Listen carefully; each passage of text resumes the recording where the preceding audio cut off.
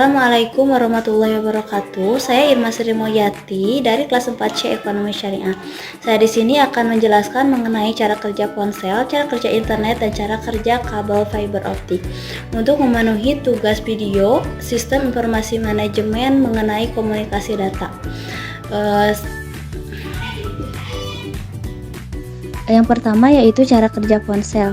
Nah, bagaimana ponsel melakukan panggilan? Yaitu ketika kita berbicara di telepon, suara kita diambil oleh mikrofon ponsel dan diubah menjadi sinyal digital. Sinyal digital ini kemudian dikirim melalui gelombang elektromagnetik ke telepon tujuan melalui antena. Namun, gelombang elektromagnetik tidak mampu menjangkau jarak yang jauh karena adanya hambatan seperti benda-benda atau struktur bumi yang melengkung. Untuk mengatasi masalah ini, dibuatlah menara sel menggunakan konsep teknologi seluler. Menara ini mengubah gelombang elektromagnetik yang dihasilkan oleh ponsel menjadi cahaya berfrekuensi tinggi. Cahaya ini kemudian diproses lebih lanjut dan dikirim ke menara tujuan, lalu dikirim sebagai gelombang elektromagnetik ke ponsel teman. Nah, ada pertanyaan di dalam hal ini, yaitu bagaimana cara menemukan menara teman saat melakukan panggilan. Nah, dalam proses ini, menara sel mendapat bantuan dari Mobile Switching Center atau MSC yang merupakan titik pusat dari sekelompok menara sel. MSC menyimpan informasi pengguna seperti paket layanan, lokasi, dan status aktivitas.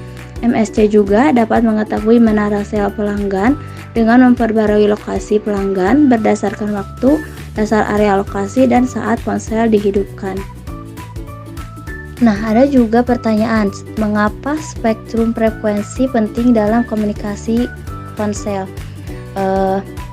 Spektrum frekuensi sangat penting karena setiap pelanggan dialokasikan rentan frekuensi untuk mentransfer data dalam komunikasi digital. Namun, spektrum frekuensi yang tersedia untuk frekuensi seluler terbatas. Untuk mengatasi masalah ini, digunakan teknologi distribusi slot frekuensi dan teknik akses berganda.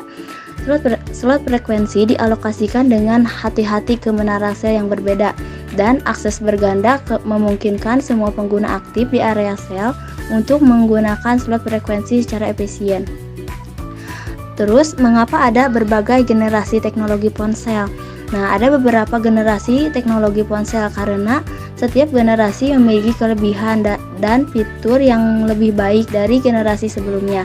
Generasi pertama yaitu 1G, menggunakan transmisi kabel dan format analog dengan kecepatan data 20 kbps.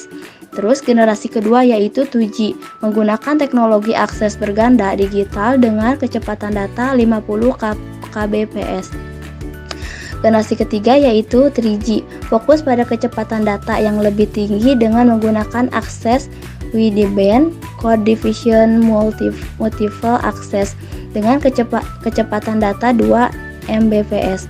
Terus ada generasi yang keempat yaitu 4G, memiliki kecepatan data 20-100 Mbps dengan fitur orthogonal frequency division multiple access dan multiple input multiple output. Generasi kelima yaitu PUBG diharapkan memiliki kecepatan data 10 Mbps dengan menggunakan teknologi multiple input multiple output dengan gelombang milimeter yang ditingkatkan untuk mendukung konektivitas tanpa batas. Yang kedua yaitu saya akan menjelaskan mengenai cara kerja internet. Nah, cara kerja internet ini yaitu dengan ada cara yang paling mudah, yaitu dengan menggunakan satelit. Sinyal dari pusat data dikirim melalui antena ke satelit, lalu sinyal tersebut dapat dikirim ke ponsel melalui antena terdekat. Namun, metode ini tidak ideal karena jarak perjalanan yang sangat jauh dari pusat data sampai ke satelit, yaitu sekitar 44.000 mil. Hal ini menyebabkan penundaan yang signifikan dalam penerimaan sinyal yang tidak dapat diterima oleh sebagian besar aplikasi internet. Nah, untuk mencapai dengan lebih efisien, data dari pusat data dikirim melalui jaringan kabel optik. Ponsel Anda dapat terhubung ke internet melalui data seluler atau router Wi-Fi. Namun, akhirnya ponsel akan terhubung ke jaringan kabel optik tersebut. Video yang kita tonton disimpan di dalam pusat data pada perangkat solid state drive atau SSD yang berfungsi sebagai memori internal server. Setiap perangkat yang terhubung ke internet diidentifikasi secara unik oleh alamat IP. Alamat IP ini bertindak seperti alamat rumah yang unik untuk setiap perangkat, dan setiap informasi yang dikirim ke ponsel kita melalui internet membutuhkan alamat IP untuk mencapai tujuan. Internet menggunakan DNS, Domain Name System, untuk menghubungkan nama domain seperti YouTube, youtube.com, dan facebook.com dengan alamat IP yang sesuai. Selanjutnya, proses pengiriman data melibatkan transfer data dalam bentuk paket-paket kecil yang dikirim melalui kabel optik atau gelombang cahaya. Jaringan kabel optik yang rumit ini diletakkan di dasar laut oleh perusahaan-perusahaan khusus. Ketika paket-paket tersebut mencapai ponsel kita, mereka disusun kembali sesuai dengan urutan dan informasi yang sesuai. Selain itu, internet memiliki protokol yang mengatur aturan untuk pengelolaan aliran paket data yang kompleks. Protokol ini memastikan bahwa paket-paket data diarahkan dengan benar dan dapat tiba dengan aman ke tujuan. Pada akhirnya, internet adalah jaringan global yang diatur oleh berbagai organisasi seperti ICANN, Internet Corporation for Assigned Name and Number. Selanjutnya yang ketiga yaitu cara kerja kabel fiber optik atau serat optik. Nah, kabel serat optik adalah jaringan kabel yang digunakan untuk mengirimkan informasi di seluruh dunia dengan cepat. Kabel ini terdiri dari ribuan helai serat optik yang setipis rambut manusia. Serat optik ini memungkinkan informasi untuk dikirim dalam bentuk cahaya. Cahaya dalam kabel serat optik mengalami pembiasan ketika berpindah media dengan indeks bias yang berbeda. Pembiasan ini memungkinkan cahaya untuk beralih arah dan tetap terperangkap dalam serat optik. Teknik pembiasan ini sangat efektif dalam penggunaan serat optik. Namun, serat optik membutuhkan lapisan pelindung agar pembiasan internal total dapat terjadi.